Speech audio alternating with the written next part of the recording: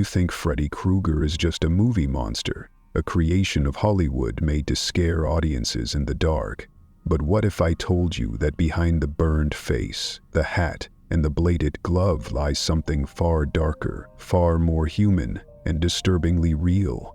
Our story begins long before the first nightmare. In a quiet Ohio town, forgotten by most maps, a child was born on a cold, rain-soaked night. The wind howled through broken windows. Thunder rolled across endless fields, and somewhere inside a small wooden house, a woman screamed in agony. Her name was Amanda, a woman carrying a secret so heavy it would curse generations. Amanda wasn't an ordinary mother. She had spent years behind the walls of a psychiatric hospital, declared insane by doctors who never cared to listen. What they didn't know, or chose to ignore, was that behind those locked doors, unspeakable acts took place. Amanda was not treated, she was violated. The child she carried was not a symbol of hope, but of horror. When the baby was born, silence filled the room. No crying, no movement, just the flicker of a kerosene lamp and the midwife's trembling hands. The boy stared straight ahead, eyes wide open, as if he already knew too much about pain. They named him Frederick Charles Krueger, the boy the town wanted to forget. Springwood was a small community, the kind where everyone knew each other and everyone knew Freddy's story. Children were told to stay away from him. Parents whispered behind curtains. To them, he was cursed, the unwanted son of a nightmare. Amanda tried to raise him, but trauma and shame haunted her. Her mind fractured under the weight of memories she could never erase. She drifted between love and madness, between protecting her boy and fearing him. Freddy grew up surrounded not by affection, but by silence. The house he lived in was filled with shadows. No laughter, no warmth, only the sound of rain dripping through the ceiling and the whispers of things that weren't there. At school, the cruelty was relentless. He was mocked, shoved, ignored. Teachers pretended not to see. Neighbors turned away. In the eyes of Springwood, Freddy Krueger was an accident they wished would disappear. And yet, beneath that rejection, something began to grow, a quiet fury, coiling like smoke. Abandonment became anger. Anger became obsession. The boy learned that pain was power, and he would never be powerless again. The fire and the death of innocence, the night everything changed, came wrapped in smoke and flame. Amanda was found murdered. Her body burned beyond recognition, her home reduced to ashes.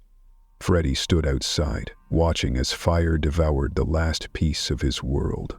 For hours, he didn't move. He didn't cry. He only stared into the inferno, eyes reflecting the blaze until it looked as though the fire itself had climbed inside him. That night, Freddy Krueger died, and something else was born. He disappeared from Springwood, vanishing without a trace. Rumors said he joined traveling carnivals, others that he lived in abandoned factories. No one knew for sure. But years later, the killings began, first animals, then people. Victims were found with wounds too precise, too cruel to be random. And every time the police found the same thing, nearby a faint smell of burnt fabric and the echo of children's laughter where no one was laughing. The birth of the nightmare. When Freddy returned to Springwood, he was no longer a broken boy. He was a man with scars, inside and out. The town that had rejected him had forgotten, but he hadn't forgotten them. He had built something, a weapon that turned his rage into ritual. A glove, fitted with blades on each finger, sharp enough to slice through bone. He forged it by hand, the metal shaped in secret, the smell of burning leather filling the night air. Each blade was a memory, each cut a story of every humiliation, every wound the town had given him. What happened next is a blur of myth and terror. One by one, children began disappearing. Parents whispered the name they had long tried to bury Freddy Krueger. The police caught him eventually, but paperwork was lost, evidence mishandled, and the monster walked free. That night, a group of parents decided to end it themselves.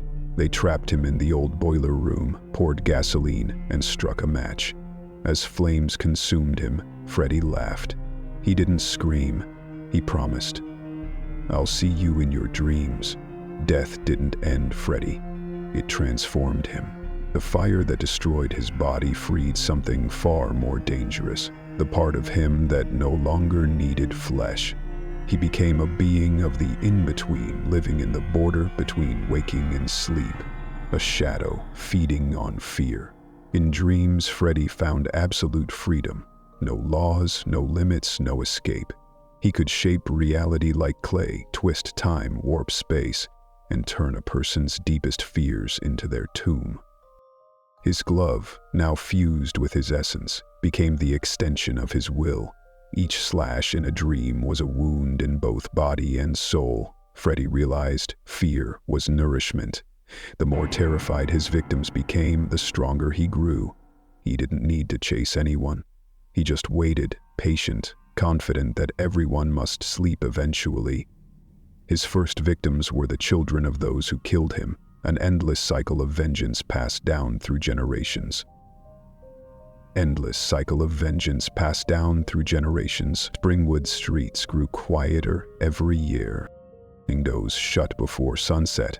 Parents whispered prayers. But once the lights went out, no one was safe.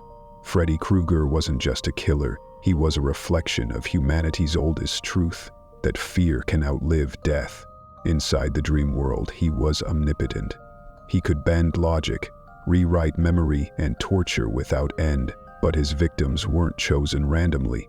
Freddy could sense true fear, not the sudden fright of a jump scare, but the deep, hidden kind, the guilt you bury, the shame you hide, the trauma you never speak about.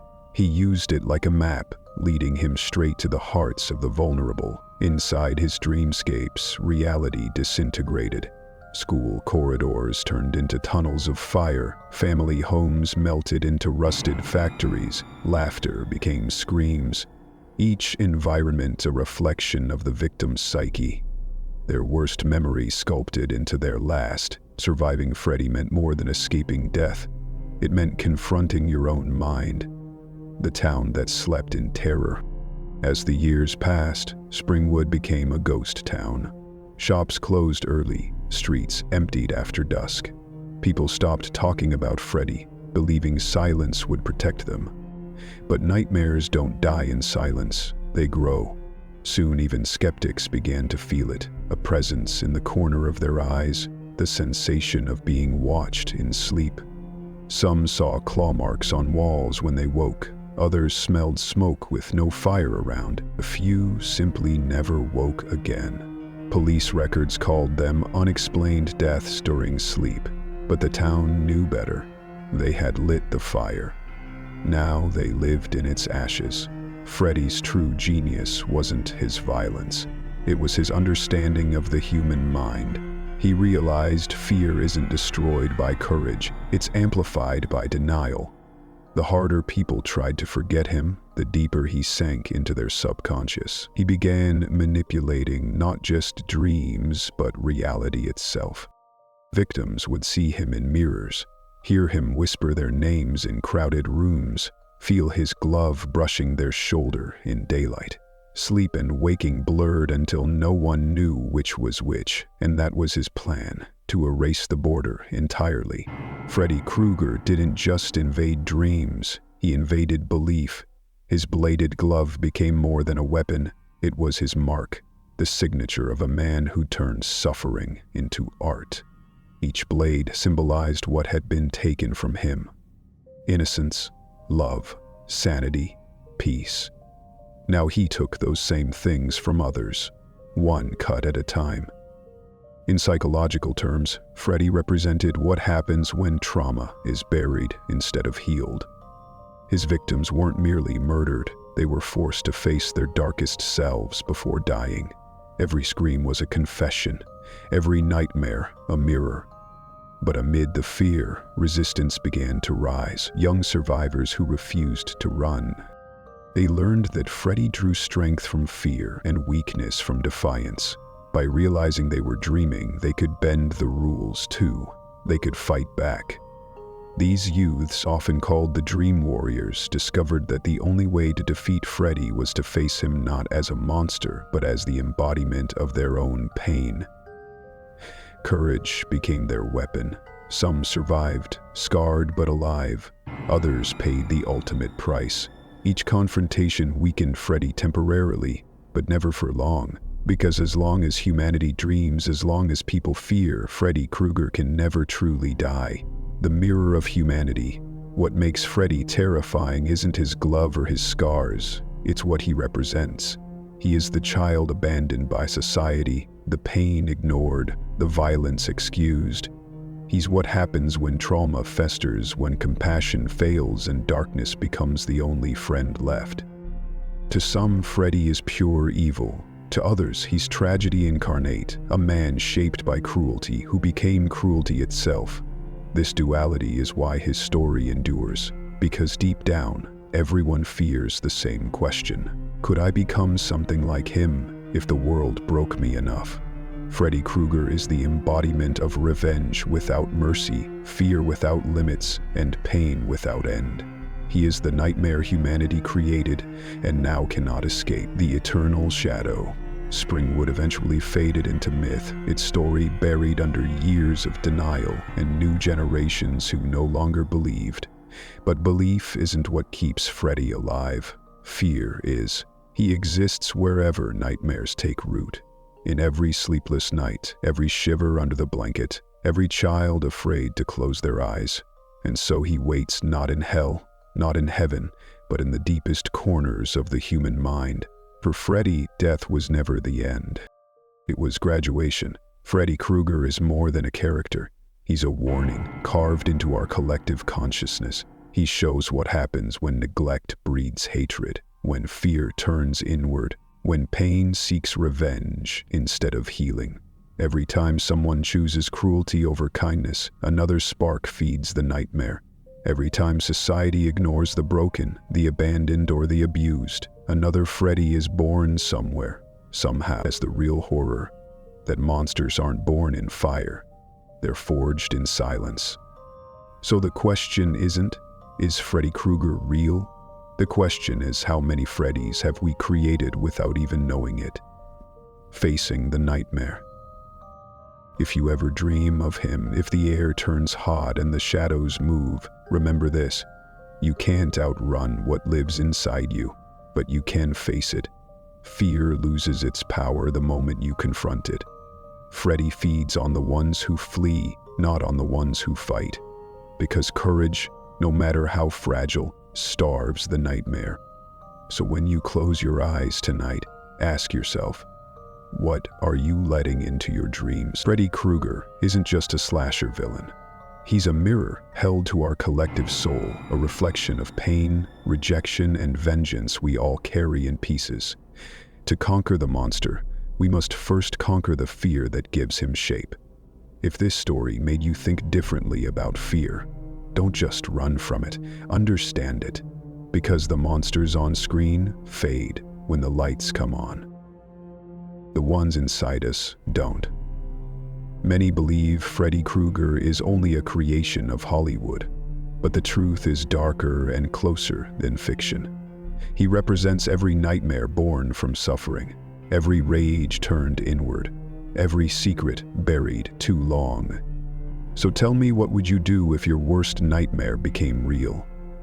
If you want to keep uncovering the hidden truths behind cinema's darkest legends, subscribe to the channel, like this video to help others find it, and comment which character's real story you want revealed next. Remember, Freddy Krueger isn't just a legend, he's the reflection of what we fear to face the darkness we pretend doesn't exist.